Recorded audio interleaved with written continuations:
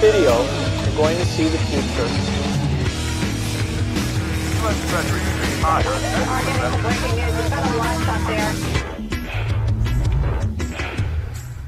Hello there, you Awakening Wonders. Thanks for joining me today for Stay Free with Russell Brand. Oh, I did a few squats and push-ups just before I started to put me in my body properly. It's just so easy to just live cerebrally and ethereally. If you're watching us on YouTube, we'll stay on there for about 15, 20 minutes, really, to bring you over to Rumble, our home, where we can speak freely. A platform where actually you can handle the complexity that we'll be covering in some... I'm getting it back now. We're going to cover in some complexity the challenge that comes with this. Say you believe in the MAGA movement and the Maha movement. Say if you're one of those people who's of independent spirit and are particularly heartened by the alliance between Bobby Kennedy and Trump. How do we, for example, envisage in America post a second Trump election, but this time it's not Trump 2016, it's Trump 2024, and where Trump, on his Rogan interview, talked about how, like, the mistake he made was the appointments that he made when he was in office last time. Will Trump, and this is a question for all of you in the chat, you guys in Rumble, like Maga May and Jude the Brain and D Harding 172 and Rock Monster of Word of Mouth, and I've got to do more cardio. Maybe you're right. I'm going to start doing some cardio. You're right. The Adam DC. I've not done enough cardio lately. I'm going to do it. Or you lot, like Grey Watcher and Negligent Banana and Sensitive Hearts 25, like, will the powerful interests that are not about... Look, it's really easy to criticise corrupt politicians of the left. Hillary Clinton, Bill Clinton, the Obamas, Nancy Pelosi, politicians that talk about virtue but govern in self-interest. But do you think... Here's an interesting question. What's going to happen if in government Donald Trump makes decisions that are detrimental to big food, to the food companies that use sugars and salts and seed oils to addict entire populations to food that's bad for us?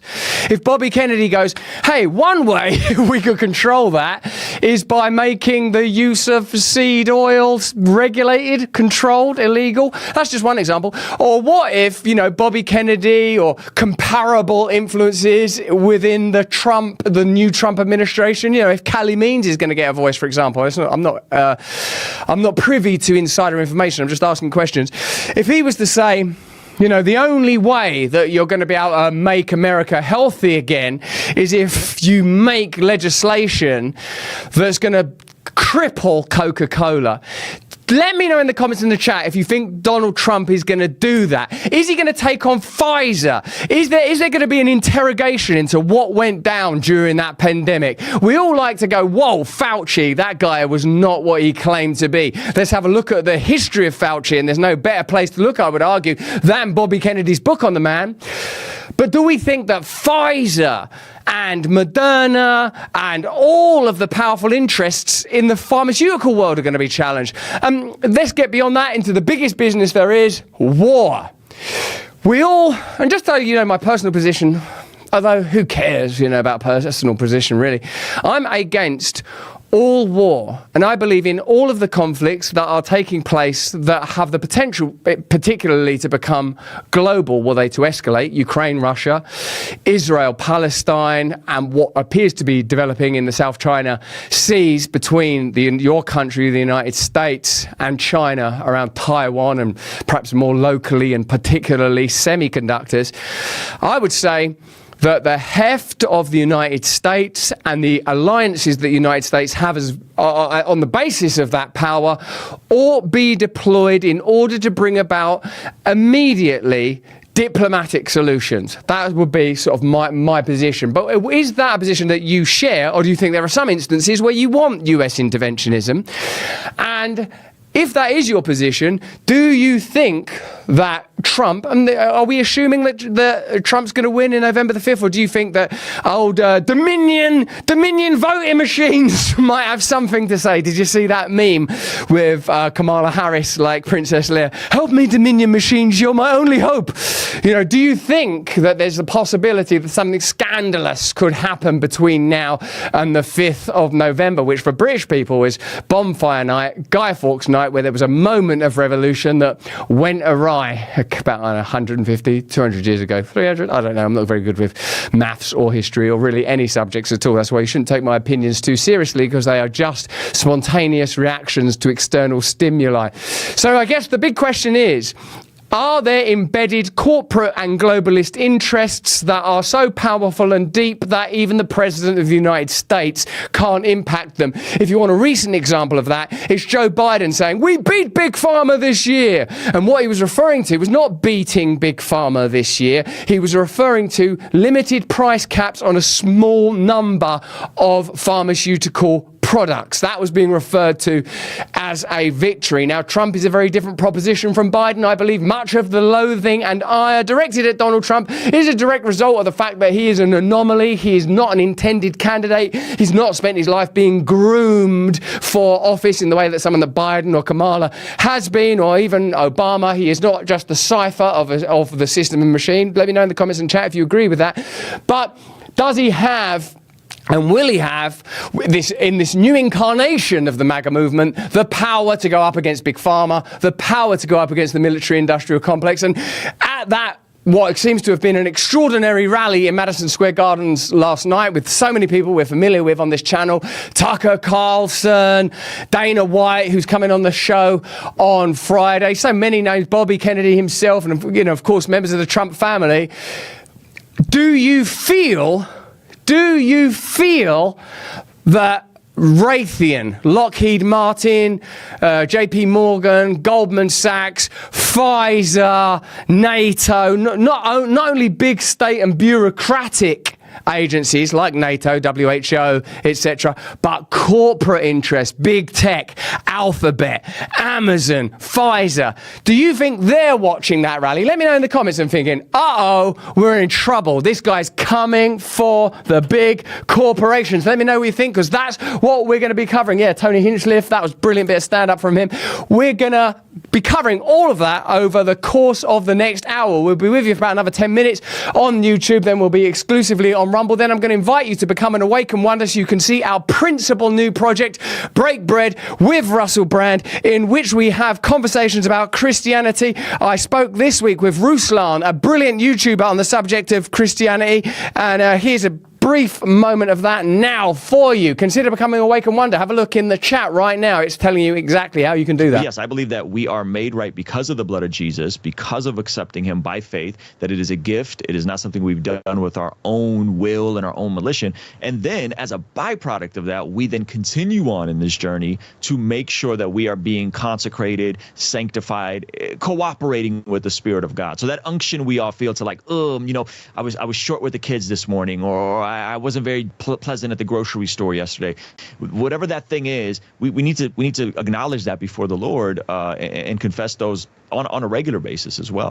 That conversation is up on Locals now for our members, and tomorrow I'm going to be talking to Carl Lentz at 2 p.m. Eastern Time. 2 p.m. Eastern Time, Carl Lentz, who's, remember, I've only been Christian 7 months, but he was a massive, massive pastor. Then I think he had some problems in his private life and things got crazy for him. So I'm going to be talking to him. And why am I so interested in Christianity? Precisely because I believe we need God. We need a living God to solve the political problems that we are facing. How else will there be peace in the Middle East? How else will there be peace between Ukraine and Russia? How else will we have political systems that are run in accordance with principles that we can all agree on when in the realm of rationalism, individualism and materialism, all there is doubt and division. Those are some of the questions we're going to be answering over the coming hour. Let's get into our content though, because there's been a lot of silly stuff happening. We're going to be looking at Rogan's chat with Trump. We're going to be looking at the rally.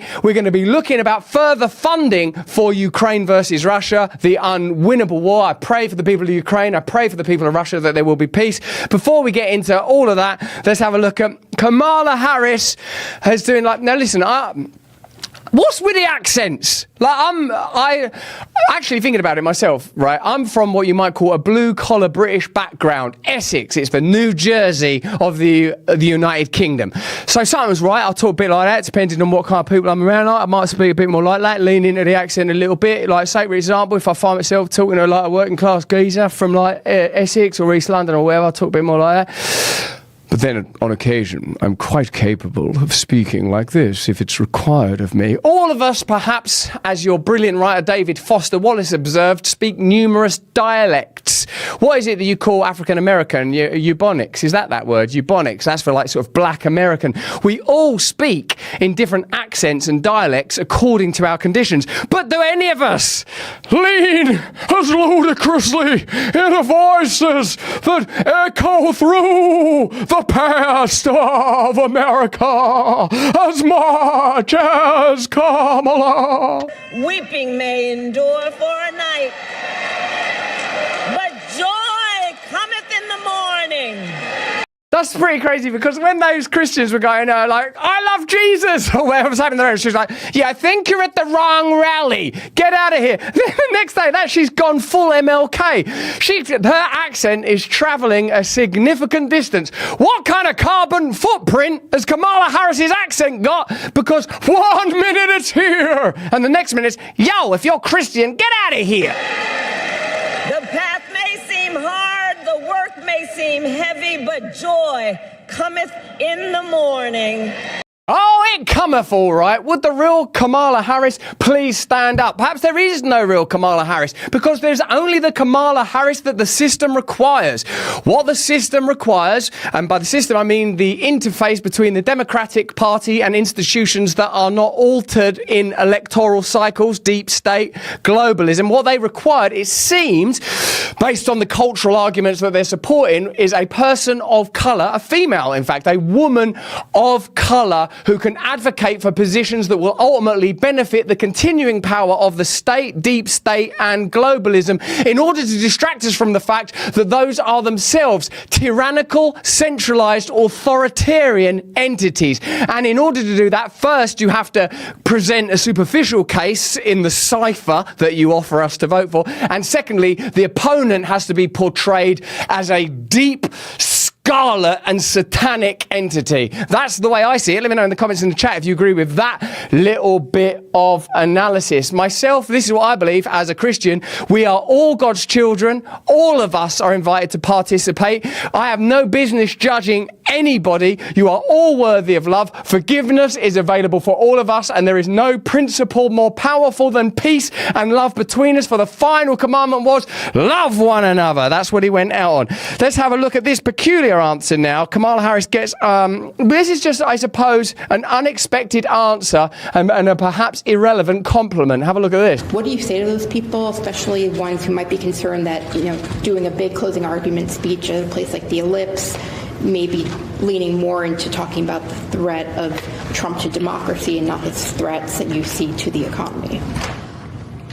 One of the things that I love about the American people is we can hold many thoughts at once. And one of the highest priorities for the American people right now is bringing down cost, and that is the priority of my agenda and will be the priority of my work when I'm elected President of the United States.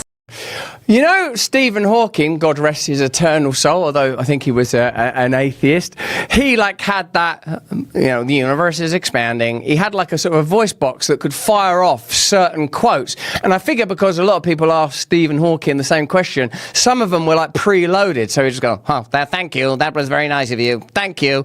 No, get your hands off me. Erections are involuntary. It's on a different system. He had the preloaded answers, didn't he, Stephen Hawking? And I think that's what maybe most of us are like that, but it's particularly redolent and exposing when it's a person who we have given the attributes we wish they had.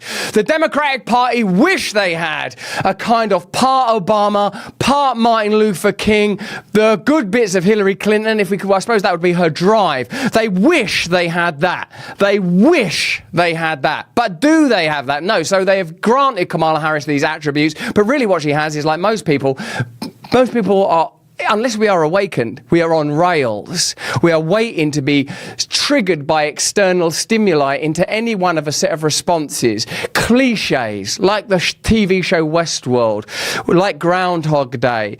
We live out the same experiences continually without the ability to be spontaneous, and true spontaneity will come from reacting to the moment, and the moment is where you will find the Lord, and the moment where you will find awakening. Let me know in the comments in the chat if you agree with that on Rumble and on YouTube. And also, you Awaken Wonders in the locals community, stay with us, because it's just a matter of time before we're going to be on with Carl Lentz. That's 2 p.m. Eastern time. It's hardly any time at all. You might as well stick around and wait for that to happen. Now, we can't continue to make this content without the brilliant support of our partners and sponsors. And is there a tax time coming up for us? Because there's always time to pay taxes, right? There's always time to pay taxes. Here's a way that you might pay tax efficiently. Let's have a look. Oh no, the October the 15th deadline has just passed. Are you prepared for what's coming? It could be crazy. Do you owe back taxes? Are your tax returns still unfiled? Well, if that's the case and you've missed the deadline to file for an extension, you have to ensure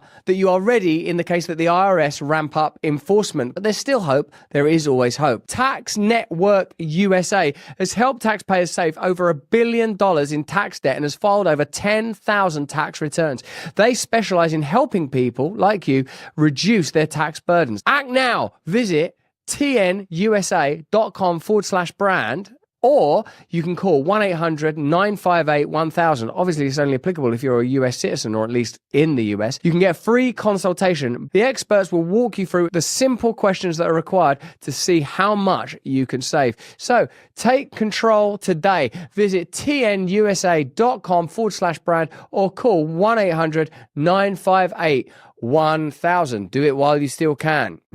Whatever you think of Donald Trump, his willingness to participate in a 3-hour-long conversation with Joe Rogan is an indication that he's willing to be interrogated. Now, we're not privy to any pre-production conversations. What was on the table, what was off the table when it comes to questions. I've not watched it in its entirety yet. So were there any notable questions that weren't asked? Ask yourself that. But what we can say with some certainty is Kamala Harris refused the Joe Rogan opportunity. We're going to leave you, if you're on YouTube right now, start the countdown. So why would Kamala Harris not agree to be interviewed by the most popular online broadcaster and streamer, full stop? If you want to reach a large audience, if you want to win an election, you've got to talk to Joe Rogan. And if you've got nothing to hide, why would you be afraid to sit down with Joe Rogan for 3 hours and say, just ask me what you want and I'll do my best? What does it tell us that one candidate would do that and one candidate wouldn't?